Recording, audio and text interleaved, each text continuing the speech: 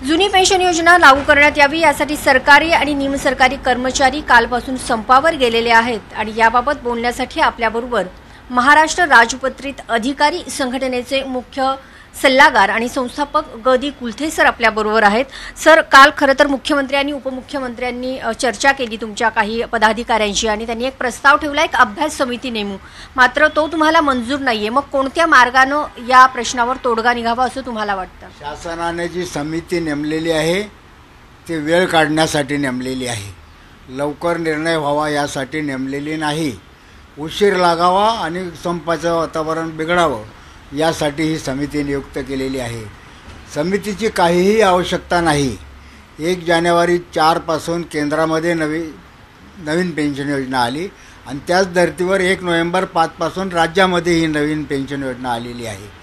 आमची आणि सगळ्या संघटनांची अगदी स्पष्ट मागणी आहे। अमृत नोनी ऑर्थो प्लस घेतल्यापासून माझे गुडघ्याचं पेनिंग किंवा ही कमरेचे त्रास होता कमी झालेला आहे। धन्यवाद अमृत नोनी ऑर्थो प्लस। आरोग्याचा भरोसा अमृत नोनी ऑर्थो प्लस। का जुनी पेन्शन योजना जशी पूर्वी होती 1 नोव्हेंबर 5 पूर्वी तशीच्या तशी लागू करा। जुनी पेन्शन योजना म्हणजे संरक्षण आहे आणि ते 1982 मध्ये सुप्रीम कोर्टामध्ये हा विषय चर्चेला गेला होता की 30-32 वर्ष सरकारी अधिकारी कर्मचारी सेवा करतात आणि त्यांचं वृद्धापकालामध्ये शांततेनं जीवन जावं, समाधानी जावं जीवन, म्हणून ही पेन्शन बंद तुम्ही करू शकत नाही। हे कर्तव्याचा भाग आहे, तो त्यांचा हक्क आहे अधिकारी कर्मचाऱ्यांचा की एवढी सर्व्हिस केल्यानंतर त्यांचं उतारवय जे असतं, वरिष्ठ वय झालेलं असतं, त्यांना एक समाधानाने जीवन जगता यावं यासाठी हे पेन्शन आहे। काही मेहरबानी नाही आहे शासनाची, हा हक्क आहे कर्मचाऱ्यांचा, अधिकाऱ्यांचा। तुमचं म्हणणं हा हक्क आहे, मात्र आपण काल बघितलं तर काल मेस्मा विधेयक आहे ते दोन्ही सभागृहात तडकाफडकी मंजूर करण्यात आलं। काय वाटतं, सरकार आपल्या कृतीतून एक प्रकारे तुम्हाला इशारा देतोय असं वाटतं का? शासनाने जे तातडीनं मेस्मा दोन्ही सभागृहात मंजूर केलेलं आहे ही शत्रुत्वाची कृती आहे। आपल्याच कर्मचाऱ्यांच्या आम्ही सहानुभूतीने करतो, सकारात्मक आहोत, परंतु मेस्मा म्हणजे तुम्ही नकारात्मक आहात, तुम्हाला कारवाई करायची आहे कर्मचाऱ्यांच्या विरुद्ध किंवा संपावर जाणं असा त्याचा अर्थ स्पष्ट होतो। आम्ही त्याचा निषेध करतो। तुम्ही त्याचा निषेध करताय। सर, तृतीय आणि चतुर्थ श्रेणी वर्गातील जे कर्मचारी आहेत तर कंत्राटी पद्धतीनं त्यांचा आपण भरती होत असताना बघतोय। काय वाटतं, कुठेतरी सरकार पर्यायी व्यवस्था किंवा कर्मचारी कामावरच आले नाही संपावर, तर कुठेतरी कंत्राटी पद्धतीनं कर्मचाऱ्यांना घेऊन प्रशासन चालवण्याचा विचार करते असं वाटतंय का? हो, तसे खटपट त्याला काही यश येणार नाही शासनाला। कंत्राटी पद्धतीने मध्ये ज्या कर्मचाऱ्यांना घेतलं जातं त्यांना पूर्ण पगार दिला जात नाही, अर्धा पगारसुद्धा दिला जात नाही।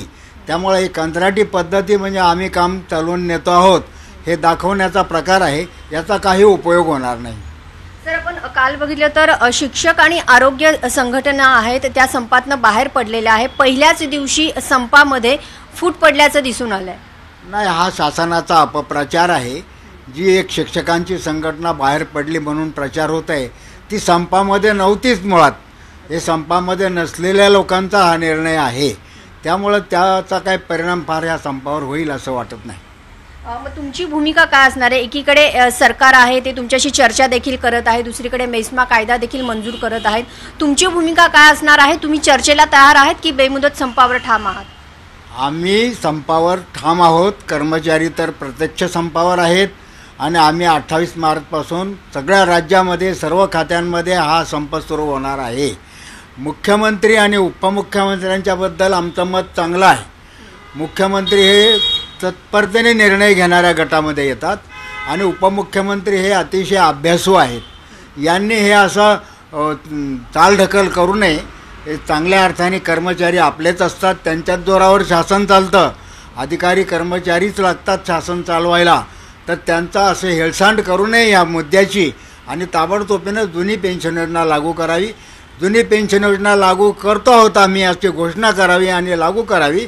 संपर्क चालणारच, पुढे काही चालवायची गरज पडणार नाही। धन्यवाद। धन्यवाद सर बातचीत केल्याबद्दल. तर आपण बघितलं जो मेस्मा कायदा काल तडकाफडकी विधेयक मंजूर करण्यात आलं, तर ही एक शत्रुत्ववाची कृती आहे असं कुलथे सरांचं म्हणणं आहे. याचबरोबर आम्ही आमची पेन्शन मागत आहोत, तर आमच्यावर सरकार काही उपकार करत नाही, तर तो आमचा अधिकार असल्याचं देखील कुलथे यांचं मत आहे. छत्रपतींचा विचार म्हणजे